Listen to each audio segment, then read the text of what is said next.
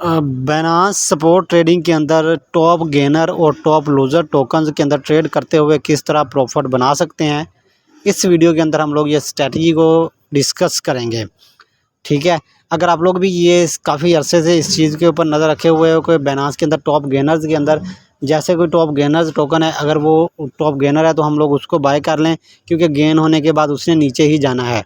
और कोई टोकन जो है वो लूज़र है तो उसने लूज़ होने के बाद ऊपर जाना है। तो अगर आप लोगों की ये सोच है तो आप लोगों ने इस वीडियो को कंप्लीट वॉच कर लेना है, क्योंकि इस वीडियो में हम लोग इसी स्ट्रैटेजी को फॉलो करेंगे किस तरह हम लोग प्रॉफिट बना सकते हैं टॉप गेनर और टॉप लूज़र को देखते हुए। पहले बात करते हैं टॉप गेनर में से कोई भी एक टोकन मैं उठा लेता हूं, उसके ऊपर एनालिसिस करके आपको बताता हूं कि कौन सी स्ट्रैटेजी अपनानी चाहिए बाय करने के लिए। GFX टोकन को लेते हैं जो कि 50% ऑलमोस्ट पंप हो चुका है, इसको करते हैं ओपन। सबसे जो पहला काम आपने करना है वो अपने टाइम फ्रेम सेलेक्ट करना है। टाइम फ्रेम अगर 1 डे का टाइम फ्रेम की बात की जाए तो 1 डे के टाइम फ्रेम के अंदर इसका स्वैप किया गया है बाइनेंस एक्सचेंज के ऊपर। ठीक है, जिसके बाद अभी आपको 1-2 कैंडल्स मिलेंगी। अब स्वैप होने के बाद ये टोकन बहुत ज़्यादा पंप हुआ है, इसी वजह से ये टोकन इतना ज़्यादा आपको बुलिश नज़र आ रहा है बाइनेंस एक्सचेंज के अंदर। ठीक है, अभी अगर कैंडल्स की बात करें तो प्रीवियस जितना भी इसका ट्रेडिंग वगैरह वॉल्यूम वगैरह था वो प्रीवियस हो चुका है। अभी स्वैप इसका कंप्लीट हुआ है तो यहाँ से नई ट्रेडिंग स्टार्ट हुई है, नई कैंडल्स बनेंगी। तो यहाँ पर आपको बता दूँ कि इसका प्रीवियस डाटा अभी के लिए हमारे पास नहीं है, तो हम लोग ये नहीं देख सकते कि ये token highly pump and dump token है। Highly pump and dump token वो होते हैं जो आज 10% पंप होंगे, कल 10% नीचे होंगे। अगर टॉप गेनर के अंदर ट्रेडिंग करनी है तो उस तरह के टोकन पिक करने होते हैं जब वो क्रैश होते हैं, मतलब कि वो बार बार क्रैश होते हैं, फिर बार बार पंप भी होते हैं, तो उनके अंदर आप लोगों ने क्रैश में बाय करना होता है और जब वो पंप हो जाए तो उनको बेच देना होता है। लेकिन अगर आपने टोकन देखना है कि अगर कोई टोकन जो है वो पहली बार पंप हो रहा है, तो पहली बार या क्रैश हो रहा है, तो फिर आपने उसकी जेन्युइन रीज़न फाइंड करनी है कि वो क्यों पंप हो रहा है, क्यों आप लोगों को उसके अंदर ट्रेड करोगे। अभी क्योंकि ये टोकन जब इसका स्वैप हुआ है तो स्वैप होने के बाद न्यू मार्केट वॉल्यूम आया है, तो काफ़ी ज़्यादा मार्केट में इसको पंप किया गया।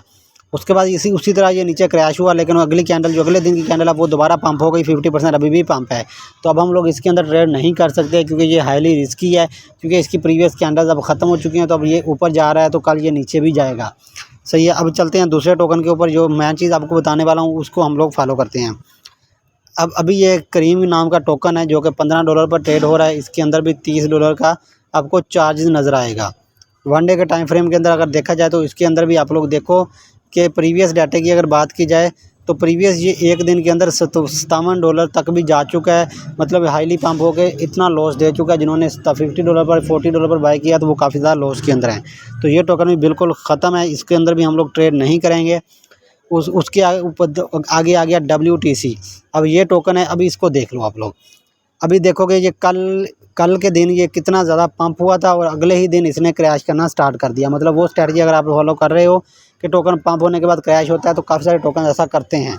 जिस तरह आपके पास एक लाइव एग्जांपल हमें मिल चुकी है कि ये टोकन जो है वो यहाँ से पंप हुआ इतना % और अगले दिन कैंडल जो है वो नीचे आ रही है। यहाँ से ये पंप होना आहिस्ता आहिस्ता स्टार्ट हुआ और एकदम एक हाई बन गई, जो कि मार्केट में एक हो सकता है कोई पॉजिटिव न्यूज़ हो, जब मार्केट में बड़े बड़े वेरीज ने इसके अंदर इंटरेस्ट दिया हो, जिसकी वजह से मार्केट में पैनिक माहौल हुआ और ये पंप हो गया। सही है, अब चलते हैं बैक एंड पे। 4 आवर का टाइम फ्रेम है। अब बैक एंड के ऊपर अगर देखा जाए तो ये टोकन पंप एंड डंप होता रहता है। आप लोग अगर प्रीवियस देखो तो ये देख लो कि ये टोकन कभी यहाँ से पंप होता है, अभी यहाँ से देख लो कि एक कैंडल मज़ीद आपको पीछे मिलेगी। अब यहाँ पर क्या सीन नज़र आ रहा है कि ये देखो हाईली पंप हो रहा है, अब यहाँ से क्रैश हुआ था। अगर यहाँ पर क्रैश पर बाय कर लेते तो आज ये पंप हुआ है तो आपको अच्छा प्रॉफिट दे जाना था। 1 आवर के टाइम फ्रेम के अंदर अगर देखा जाए तो यहाँ पर देख लो, लेकिन हम लोग चलते हैं 1 डे के टाइम फ्रेम की तरफ। तो यहाँ पर आपको बार बार लंबी लंबी विग्स मिलेंगी, इसका मतलब ये token highly pump and dump है। तो इस टोकन पर आप लोग नज़र रख सकते हो। अब क्योंकि ये पंप हो चुका है और जैसे ही ये टोकन काफ़ी ज़्यादा क्रैश हो जाए तो आप लोगों ने नज़र रखनी है इसके ऊपर, और उस वक्त टाइम आप लोग इसके अंदर इन्वेस्टमेंट कर सकते हो, क्योंकि ये अब पंप हुआ है, क्रैश होगा, क्रैश होने के बाद दोबारा पंप होना है इसने। बिकॉज़ आपने नज़र ये भी रखनी है कि कोई उसके ऊपर मेजर न्यूज़ ना इम्पैक्ट कर रही हो, कोई नेगेटिव न्यूज़ ना हो, उस चीज़ के ऊपर आपने लाजमी नज़र रखनी है। सही है, ये चीज़ हो गई टॉप गेनर के अंदर। टॉप लूज़र के अंदर आ जाते हैं। पहला FLM टोकन जो कि 22% नीचे जा चुका है। ये क्यों नीचे गया है, अब इसकी रीज़न भी देख लो कि पिछले दिन ये पंप हुआ था, आज ये क्रैश हो गया है। अब ये मज़ीद क्रैश होकर 0.052 तक जाएगा। मैं आपको बोल रहा हूँ ये आने वाले 2-3 दिन के अंदर जाएगा। तो वहाँ पर जाने के बाद ये मज़ीद अगर नीचे नहीं क्रैश होता तो वहाँ पर आप लोग इसको बाय कर सकते हो, क्योंकि आने वाले अगले टाइम के अंदर अगर इसके अंदर कोई पंप वगैरह आता है तो वो आपको अच्छा प्रॉफिट दे देगा। प्रीवियस अगर देखा जाए तो ये टोकन पहले भी पंप हो चुका है, कई बार पंप हो चुका है। यहाँ से पंप हुआ था, यहाँ तक गया है, अब यहाँ पर यहाँ से पंप होकर यहाँ पर गया, तो पहले इससे भी ज़्यादा पंप हो चुका है ऑलरेडी। उसके अलावा अगर प्रीवियस भी देखा जाए तो ये बार बार पंप होता रहता है। सही है, अब यहाँ पर देखो तो काफ़ी टाइम पुराना है खैर ये, लेकिन पंप ये होता रहता है। तो आप लोगों को बताने का मतलब ये है कि अगर ये टोकन काफ़ी ज़्यादा बुरी तरह क्रैश हो जाए तो आप लोग इसके अंदर इन्वेस्टमेंट कर सकते हो। ये आने वाले कुछ टाइम के अंदर दोबारा पंप करके आपको प्रॉफिट दे देगा। ये स्ट्रैटेजी है जी आपकी टॉप गेनर और टॉप लूज़र के अंदर ट्रेड करने की, कि आपने उसको प्रीवियस एनालाइज करना है कि वो टोकन पहले भी पंप होता है कि नहीं, कि फर्स्ट टाइम पंप हो रहा है।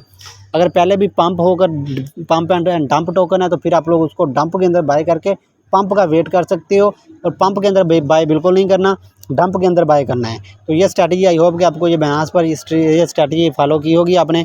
अगर नहीं की तो अब से आप लोग इस स्ट्रैटेजी को फॉलो करके प्रॉफिट बना सकते हो।